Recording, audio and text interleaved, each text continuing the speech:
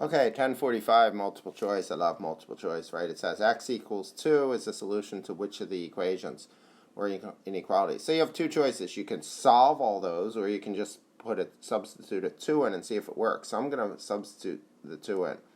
So I get 2 minus 4 over 3 equals 2 over 15. So that's negative 2/3 equals 2/15. No, it doesn't. Okay, so A is out. Let's do B. I'll substitute a 2 in. 2 minus 2 squared is less than 0. 0 is less than 0. No, it's not. So B's not in there. Okay, let's do C.